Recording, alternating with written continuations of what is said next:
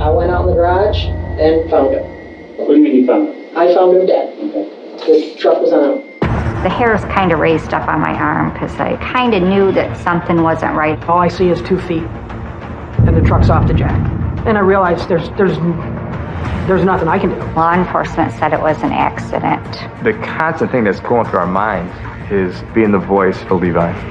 The Levi Carlson case is a case that will stick with me for the rest of my life. As a mom, I had no choice. My main goal was to keep us alive. Maybe he's so mad he wants to do something right there. I'm just thinking, I hope this guy doesn't do anything stupid.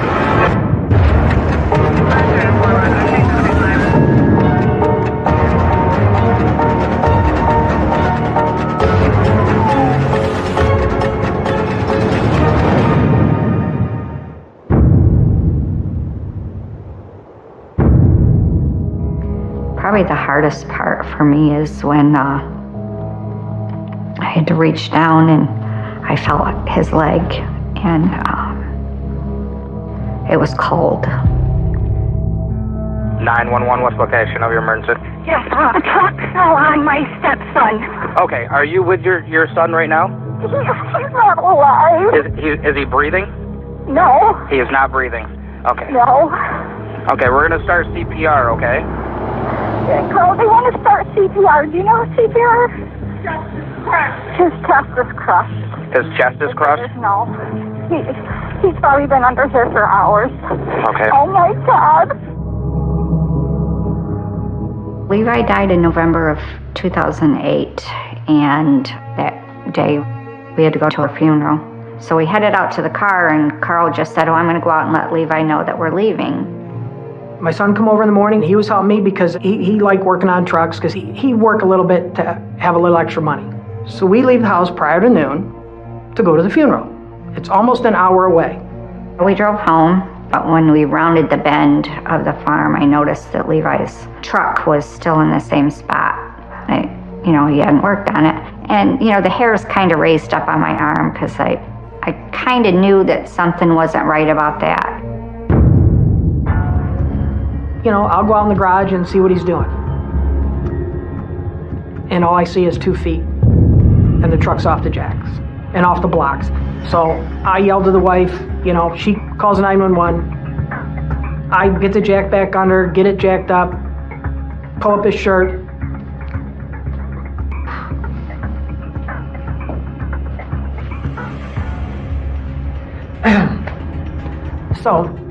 And I realized there's nothing I can do. When I got there, I was first law enforcement on scene. Carl said that when he had went in there, the truck had fallen on Levi, and that he had jacked the truck up, and that he pulled him out from underneath the truck. His chest was caved in. I could tell that he had been deceased for quite a while. Every day I go in that garage, you got to walk over that spot on the floor. You have to ask yourself, what could you have done different? If I was there, it would maybe not happen, or I could have got it off him quick.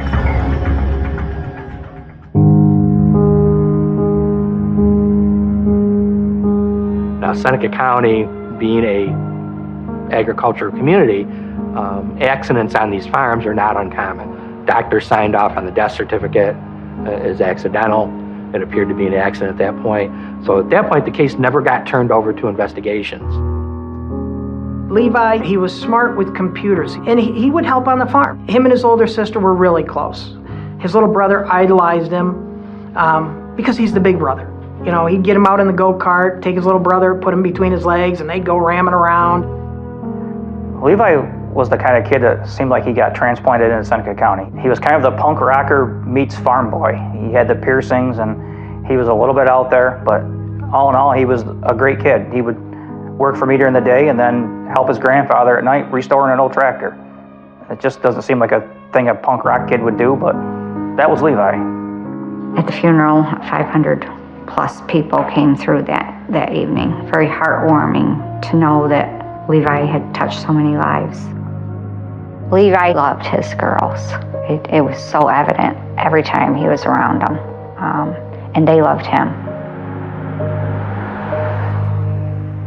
When I met Carl, he was a single dad trying to raise 3 children on his own. We ended up getting married 9 months after we met, and my dream of, a happy family with a white picket fence was going to come true. And in 1995, my son Alexander was born. Fit right in with the family, his older siblings loved him and helped take care of him. So there, from the outside looking in, was my perfect little world. But it was shortly after we got married that I started noticing things with Carl, that he didn't always tell the truth about things. Catching him in lies, mainly about money. I realized early on that he did not know how to manage money. And this unfortunately continued throughout our whole marriage. Looking back, probably living in a little bit of denial myself, because I didn't want that perfect picture that I had in my head to not be true. I don't even think it had been 2 weeks yet after Levi died that Carl had come to me and had told me that Levi had signed up for this life insurance policy. Carl had also told me that Levi had made Carl beneficiary. Law enforcement said it was an accident.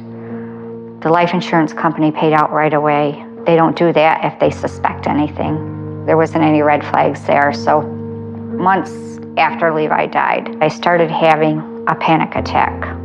These thoughts would come to my head that some things just really didn't add up. So then I started thinking about the death of his first wife, Christina.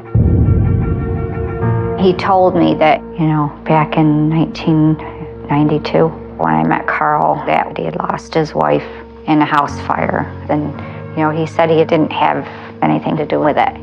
And then I would go on for a while. I kind of just thought I was being a little paranoid until a few months later when another panic attack would hit me. Maybe he did go out and push the truck on Levi. And, he has all this money now.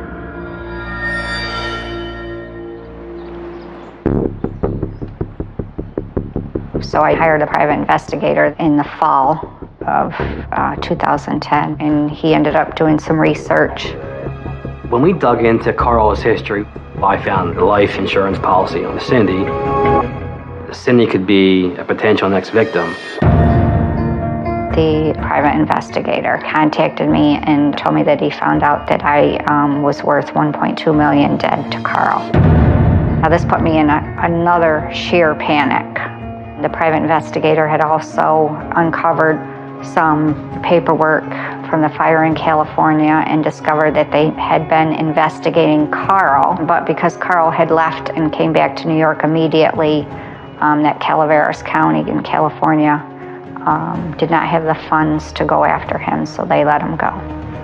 The phone rang, and it was Cindy, and I picked up the phone. I could tell she was crying, and she just said, "Jackie, I've got to tell you something." And I said, "Well, what? What's the matter, Cindy?" And she said, "I think Carl killed Levi." I said, "But I don't understand why Carl would kill Levi. What would be the purpose?" I said, "There was no life insurance or anything." And she said, "Yes, there was." For a good 2 months, I tried to get Cindy to go to the police department. I just kept saying, "Cindy, Carl's going to do something to you." I was very, very scared for her.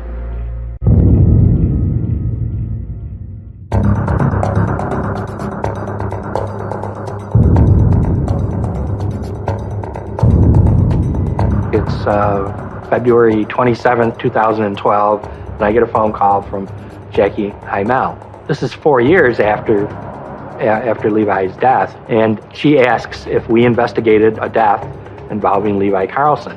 So I told Jackie, yes, I see it here. I pulled up the report. It said it was handled by road patrol. It's down here as an accident. It was not investigated as anything suspicious. I know my first words to him is, "I don't even know how to start this conversation, and you may think I'm crazy, but I've got to tell you something." She said there was a large insurance policy involved in Levi's death. She said there was a suspicious death 20 years ago in California involving Carl's first wife, and she had been hearing information from Cindy that led her to believe that there could be more to this, and she thought we should look into it. You have to take every call seriously, but I didn't really have any feeling that there was going to really be something out of this. The next part was really getting a hold of Cindy. Cindy had moved out, but she was scared to death that she was next or their younger son, Alex, was next. So it was definitely a very stressful, rough time in her life. At this stage, it's a cold case. We told Cindy straight out, I mean, we didn't lie to her. We told her, I don't know if this is going to go anywhere, because at this point, it's all circumstantial evidence. Since the law enforcement was having a hard time getting enough evidence, and I just had the idea that I'm going to get my own recorder. I'm going to start recording my conversations with Carl to try to gather more evidence. She goes, well, if I meet with him, can I record him? I told her what the law was in New York State. If it's a conversation and you're both there, as long as you know it's being recorded, it's legal. I don't think law enforcement really wanted me to do what I was doing, but as a mom, I had no choice. I started talking to Carl and telling him that I was considering getting back together with him, but that I couldn't consider getting back together with him until he confessed about everything he had done. He picked the place, which was a busy restaurant. I tucked my voice recorder in my bra. My main goal was to keep Alex and I alive. But I can't get back with you without you telling me the complete truth. Even if you said yes or no to what I asked you, then I would know that you want to move forward. I said to Carl that I don't think that you're telling me the whole truth. And, you know, I would threaten to get up and leave. But I can't get back with you without you telling me the complete truth. Could you? So sorry. I don't know if I got it. Well, thank you for coming and explaining. Carl said, yes, I did it for you because I saw the opportunity and I took it. And I remember just feeling like I was in shock. It was very hard for me, you know, to deal with. How can a human kill their own child?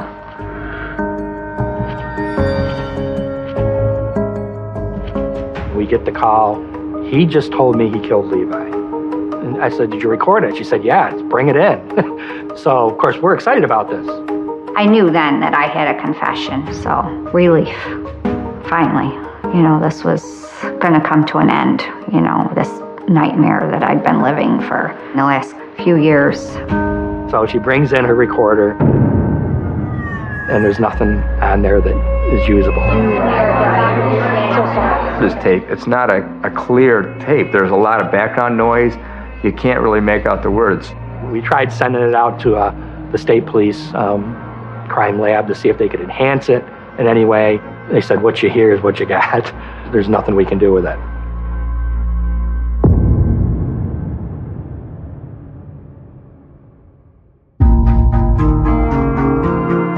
We've reached a turning point in the investigation. Basically go on the offensive here. Are we going to make something happen? It's circumstantial at this point, but it was one of those things where I'm going to look into it because you never know. But I didn't have a feeling at that point whether there was really something here or not.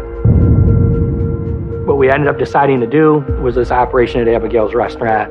Cindy agreed to be wired with some professional equipment and try and recreate her conversation with Carl and get him to make some of the same admissions.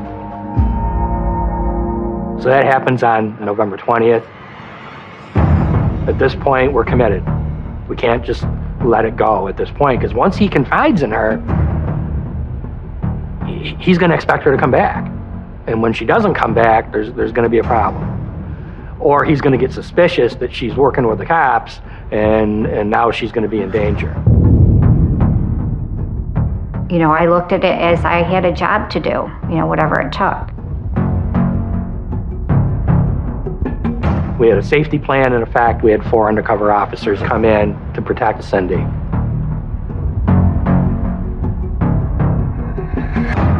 While Carl and Cindy and the officers were in Abigail's, I was across the street in an unmarked police car with another investigator, and we were monitoring the situation. Cindy's obviously our number one priority. We don't know if Carl's armed. Maybe he's so mad at Cindy he wants to do something right there. I'm just thinking, I hope this guy doesn't do anything stupid. I don't have a whole lot of time today, so Cindy was very nervous, but she also was very determined. I'm wondering if we can finish our story the other day. Can you just tell me how things went that day so that I know in my head? Yeah, I mean, I was scared, but I really didn't feel like I had a choice or any other options at that point. I was determined that I was going to get a confession. I mean, you're sorry about it, right? Every minute. Okay, Carl, and I believe that. Can you just tell me what happened that day? When I went in there, I jacked it up, then it slid. It slid? That's not what you told me the other day. That's not what you told me, Yes, Carl. it is. No, it isn't. What did I say? I asked you if you pushed the truck, and you said yes. I didn't push the truck. I said I had nothing to do, but I said I took advantage of the situation once it happened. The first time I asked him, he said he had pushed the truck on Levi. So now he changed it to he didn't push the truck, but it had fallen and somehow he saw an opportunity after it happened. He makes the remark that he took advantage of the opportunity. No parent is going to refer to the death of their child as an opportunity. Most parents, the idea of any harm coming to their child is totally abhorrent. And that was when I felt that I was 100% sure on what kind of person he was. It was never planned from day one for this to ever go that way. What do you mean from day one? From the time we did the insurance stuff. I mean, don't ever think back. You got to understand, I can't go back with you. And you got discrepancies in your stories. I know you're not telling me the whole truth. I know you're not. At that point, we don't have a full-blown confession, and we have still largely a circumstantial case. So we're unable to make an arrest, but after hearing what he said in Abigail's, now we got to bring him in. I took advantage of the situation once it happened. But it's going to come down to an interview. We need a confession because Cindy, now she's going to be in danger. I felt Carl would probably kill me if he, found out what was going on. This isn't a trap. A trap? Like what kind of trap? Can you understand where I'm coming from? Well, I can understand, yes, where you would be scared. But you're going to have to trust me, Carl. She's scared of Carl. He had 1.2 million reasons to kill Cindy. 700,000, I guess, wasn't enough. At that point, we know the interview is going to happen. It's got to happen fairly soon. So we approach Carl and we tell him we'd like to talk to him. He says, yeah, I know what you want to talk about. You want to talk about my dead wife and my dead son. We said, as a matter of fact, we do. And we asked him if he'll ride with us back to the office.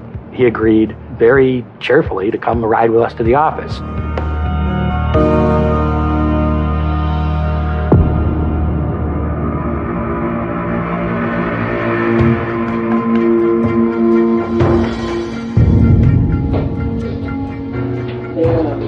Go ahead and see. When Carl's brought into the station, we do not have enough to arrest him. Tom Crowley and John Clear, I think we all felt had the best mannerisms, best demeanor that fit with Carl. You confessed to your wife. I like my wife. What is that? I'm just here. You have her wired? And be honest with me. Yes, we do. I thought you did. It's all recorded. If they brought him in for questioning and had to let him go, then I knew that Alex and I would definitely have to go into hiding somewhere. There's no way I could kill the son. There's no way. What we know is that in 2008, Carl's the last person to see Levi alive, and that Christina Carlson, Carl's first wife, died in a tragic, very unusual fire death on January 1st, 1991. Do we know for a fact that Carl did it? No, but it's important that we find out the details and get Carl to tell us the truth. Okay, you guys don't know what happened that day. Tell us about it. The day that my son died. When you're in the interview room, you want to walk through the whole thing with him. You're also looking for consistency. You're looking for any detail that might be out of whack with what you already know. I went out in the garage, and because we were surprised he was still there, and found him. What do you mean you found him? I found him dead. Okay. The truck was on him. At that point in the investigation, he had already confessed to Cindy. We felt like it would be a very difficult thing for him to do, to deny it to us. What we're saying is, and what we know to be true, is you pushed that car over. I did not. Well, the only thing that remains to be found out is what the reasons were. No, here's the thing. You confessed to your wife. You don't kill your son. You don't kill anybody for money. Listen, who said anything about money? What are you talking about? Carl mentions that you don't kill your son for money. We had not brought up money. He just provided to us what we believe to be the motivation for this crime. I think we should talk about the insurance. I think we're at that point. We have to address that. Whose idea, and be careful here, whose idea was it for him to be insured? His. It was his idea to be insured? Yes, me. The first payment, to get the insurance into effect, who paid it? I paid that. I told him I'd pay the first one, then the rest is up to you. And so you know that you... No. And were you the beneficiary of this policy? Yes. Okay. And what was the policy for? What was the amount? It was $700, but he had... $700,000. Right. When we're exploring the possibility of him killing someone for insurance money, we have to show that he's the one that took out the policy. So even though we know he did that on paper, we want him to admit that. Did he insure himself so that you would benefit? Was his plan for you to have close to $750,000? It was for me, it was for us he wanted, and for me to take care of his girls when they got to college. And have you done that? They're not in college age yet. I spent money on the funeral, and we buried him not only in New York, his mother's buried in California. So we actually buried part of the ashes out there. Oh, she was living out in California? Yeah, I lived out in a little town called Murphy's, California. One of the goals that when we went into this interview with Carl was, as important as the investigation was to the death of Levi, his son, it was every bit as important to me and the other investigators, the death of his wife in California. It was our obligation to find out the details. Why did you leave Murphy's? Was it just because of the weather and the hurt? Well, my wife had passed away, and... Oh, I'm sorry to hear that. What was she ill? No, she died in a house fire. His wife prior, Christina, had died in a fire in Cavaleras County in California. We had contacted them and we obtained copies of the report from the fire. Now, I am not a fire investigator, but I just couldn't believe the things that they never looked into. Here's an example. The report had mentioned that a kerosene had spilled and maybe a heat lamp had fallen on the kerosene and ignited and fully engulfed this house. Well, kerosene it actually burns. It's very stubborn. It doesn't burn very easily. Right away, there's some red flags, and we might want to look into it further.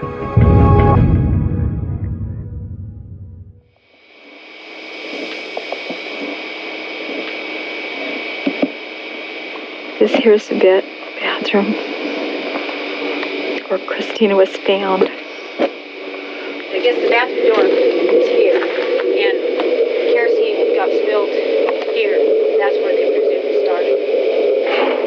I want a picture of this window. Why he didn't knock this out? See this? He should have knocked that out. There's no way she could have pulled it off. Yeah, not from the inside. Yeah, there's no reason he couldn't have got to that bathroom. No reason. There's way too many things that point to Carl Carlson, not involved in the murder of just his son, but the murder of his wife in 1991. So was it like an old window? Or was the window was like that big and it was boarded up. You should have sued their asses off. Oh, and I had... Wait, did you board it up? What's that? Did you board it up? Yeah, we had to because it was no good. But you couldn't fit out of it. You might be able to put a baby out of it. A baby. You and I, or a 80-pound woman. Carl put a piece of plywood over that window. But did he use 1 nail, 2 nails, 4 nails to put up? No. He used 17 nails to hold that plywood sheet on. So in that bathroom is his wife trapped. The window's plywood is shut, the door's blocked, and a fire just happens to start right in the hallway, right in front of the bathroom door. There's no way. Why'd you board it up? Because it was all broken. Everything was shot. Oh, yeah. You have these different tragedies that occur around Carl, but they're in different parts of the country. And it's not until you step back, you can see looking at it that it all makes sense that he has a role in this. But if you look at them individually, it did not. So you lost your son And my wife. and your wife. You know, and the thing is like... Well, I gotta ask, just because now that's brought up. That's fine. What, how much was the insurance on your wife? 200 on her. 200,000. Was she working at the time? No, she never worked. When did you move up? Week and a half after she died. It was time to start elevating our game and confronting him, taking away his personal space, and putting some pressure on him. There's no reason he couldn't have got to that bathroom. There's not many people that want to believe that a human being who came from a good family can sit there and murder their wife in such a cold way and then murder their son simply for money. Now, at this point, it's all circumstantial evidence, but it's a lot of stuff to happen for someone. I mean, I started thinking, this person's like really unlucky, or there's something going on here. There seems to be a pattern. I didn't expect that Carl was going to confess to a murder of 20 plus years ago in a state 3,000 miles away. But what I did think, and I was confident of, is that there's no way Carl could keep track of the lies he told about the 2008 death of Levi. It was time to start elevating our game and confronting him, taking away his personal space, and putting some pressure on him. You know, we've been working on this for quite a while, basically the better part of a year. We know a lot of what happened, but only you, Carl, knows what's in your head. Oh, I know. I know what's in my head and in my heart. Don't lie to us. Well, We knew that you were in the Air Force. Yeah. And we know that What does that have to do with it? Because I respect you for that. You want to make that, to build that rapport, is make some type of physical, non-threatening physical contact, a hand on the knee or on the shoulder, to give the impression that you're sympathetic to them. What did you mean when you told Cindy that one of the reasons that you took the opportunity to do it was because he was a bird? What did you mean by that?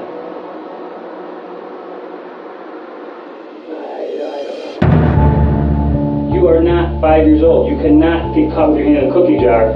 Yeah, but tell the truth, and you can't do look that. At the doctor. You can't do that. Well, then you know what? I want a lawyer or something, I guess, because I don't understand what you guys aren't listening to me. If you want a lawyer, we're done. Case law on Miranda is pretty definitive. It says there has to be a clear declaration for an attorney. So I wanted to explore that further with Carl before we gave up the interview to see what he really wanted to do, but we knew his weakness. He wants to keep talking, even at the risk of incriminating himself. That's a pretty strong need. If you want it, we want to make keep sure. Talking. Okay. So you do not want a lawyer right now? Not right at this minute, no. Okay. Okay. Okay. Do you know how accurate they can do with the cause of death based on body temperature, atmospheric temperature? They can put it within a 15-minute window. I mean, it's not as precise as we would like it to be, but basically, or specifically, it was before he left. He died. And it wasn't because of anything other than a crushing chest wound. Telling Carl that we could prove something based on scientific evidence, it's a calculated risk. If for some reason he knows that that's not necessarily true, it could embolden him and say, you know what, they're grasping now. They're telling me things that are not true. We can prove right now that it was you that forced that Carl. You're allowed to use a certain amount of deception, but it's got to be something that wouldn't shock the conscience, is the way the case law reads. So when Tom uses the deception about the police science, he fell for it. He was dead when I went in there. Okay. Tell us about that. Carl actually thought that we knew what time that Levi died. At that point, he's admitting he lied about what happened. And he's telling a story that makes no sense at all. Let's talk about what happened. I walked in there to, give him his money, and holy fuck. And I just blanked. Now he's making a mission to us that he knew that Levi was dead before he left for the funeral. And we knew that he was going in the direction of telling the complete truth. Why did you keep it a secret for so long? I'm thinking that I need to give him a lot of sympathy and a lot of attention. That was a technique I was taught when I was learning how to interview hard suspects, to give the impression that you're sympathetic to them and understand why they did what they did.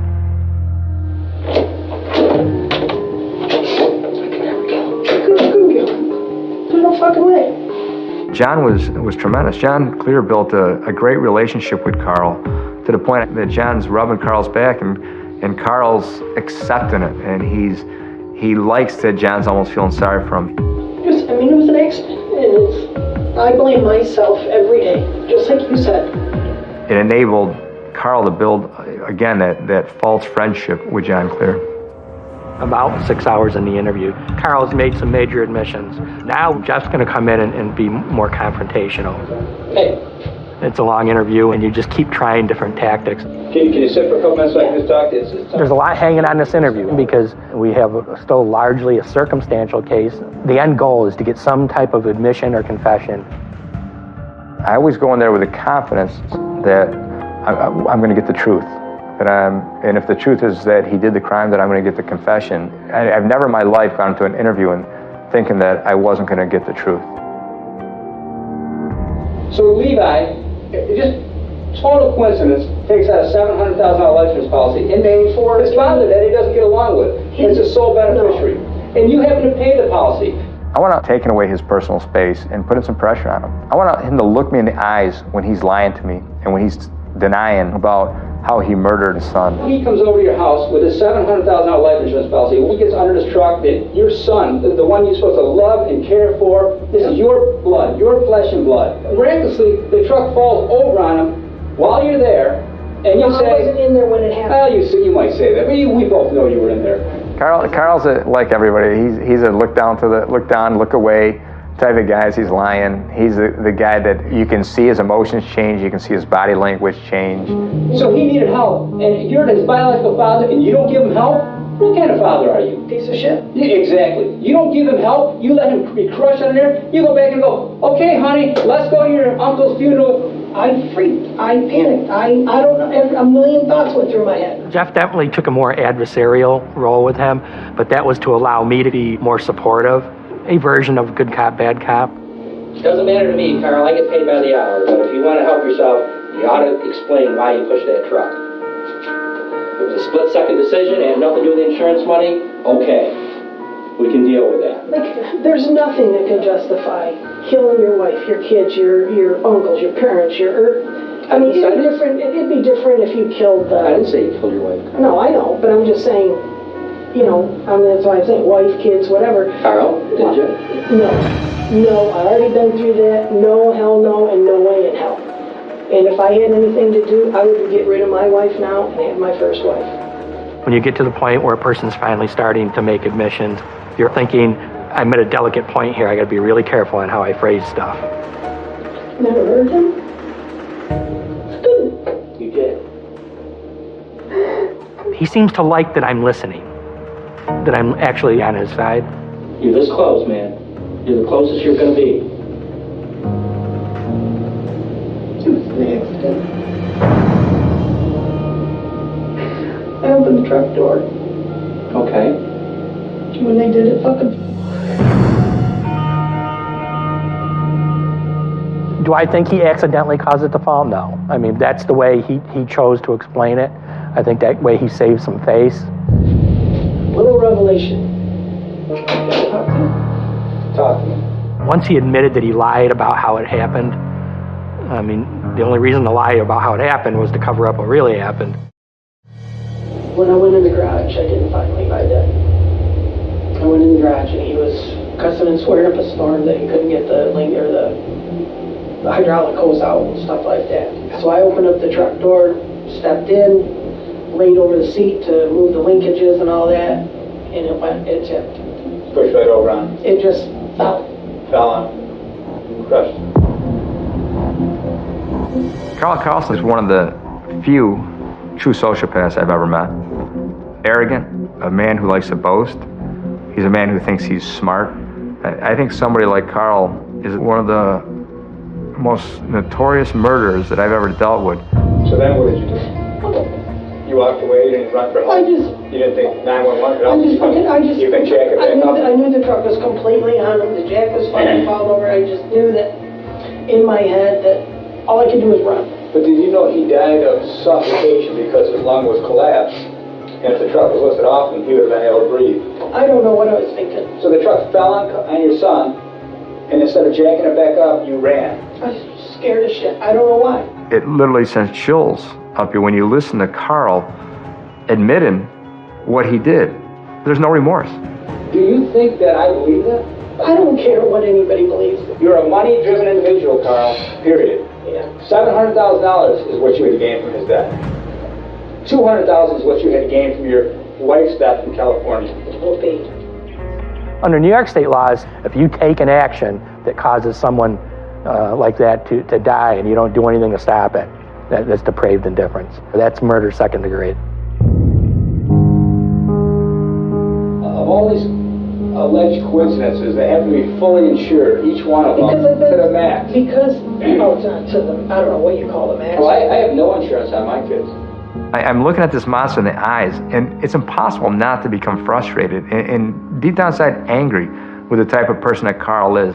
In many ways, people look at him and say he's a goof, he's an idiot. But the thing that Carl really is, he's a murderer, he's a monster. Well, come with me, you're under arrest. I think you knew that was coming.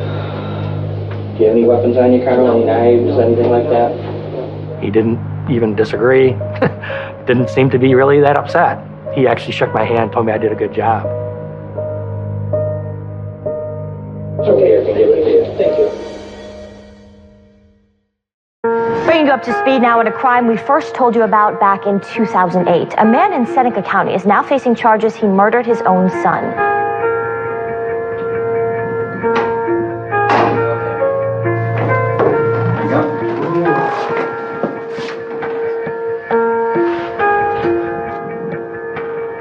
I said 67 times, I'm innocent. It took him 9.5 hours for me to put my foot in my mouth. 4 years after his son was killed, he's been indicted in his death. Carl took the plea deal. He allocuted in county court. An allocution is basically your confession with the judge of what you did.